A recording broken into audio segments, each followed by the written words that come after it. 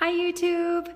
Okay, so I've been super busy getting ready for my grand opening of Rising Moon Curiosity Shop, which is October 3rd.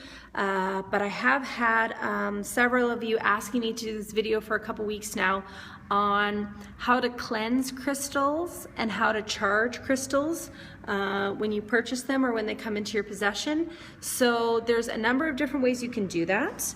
I always say whenever you're doing anything, any kind of energy work like this, to just do the way that intuitively speaks to you or just feels right. Some people don't feel qualified to do this kind of work, and you're more than qualified. As long as it resonates with you, then that's the right way to do it, okay? So some of the different ways that you can cleanse crystals, because when you get them, you should cleanse them right away. You don't know who's touched them or used them or where they've been, and they could be holding on to other kind of energies that could be harmful to you. So you could smudge your crystal, which means you could use sage or other incenses. You just pass your stone through the smoke and cleanse that negative energy off of it. You can also use water.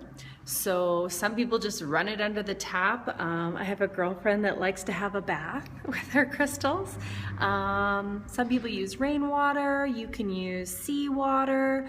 I've actually left my crystals in a spring, like a freshwater spring, overnight, which you can do with most of them. I will warn you though that some crystals, depending what number they are on the Mohs scale of hardness or what crystal system they're part of, can determine soaking them for 24 hours might be harmful to the crystal. So some examples of that are selenite, lapis, turquoise, malachite, stuff like that. So if you're going to soak it in a spring, just be confident that that's going to be a safe thing for your gemstone or crystal. Okay. What else? Some people cleanse crystals using sound or vibration. So for all those healers and Reiki people out there, this might be something that you would enjoy. So you can use some singing bowls, crystal bowls, or tuning forks to change the vibration of the stone.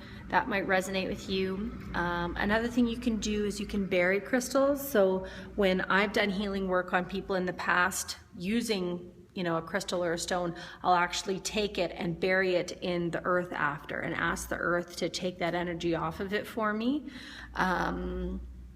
What else? And then salt. Salt is a good way. You can leave it resting in some salt and ask the salt to draw it out, or you can rub them with salt.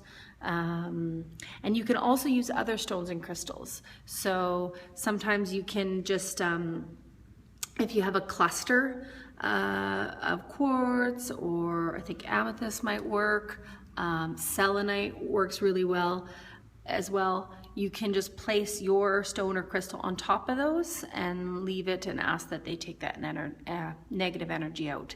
So I actually even keep a bar of selenite in my house, and when I come in the door I throw my keys and my cell phone on it, just to take any yucky energy from the day off of it.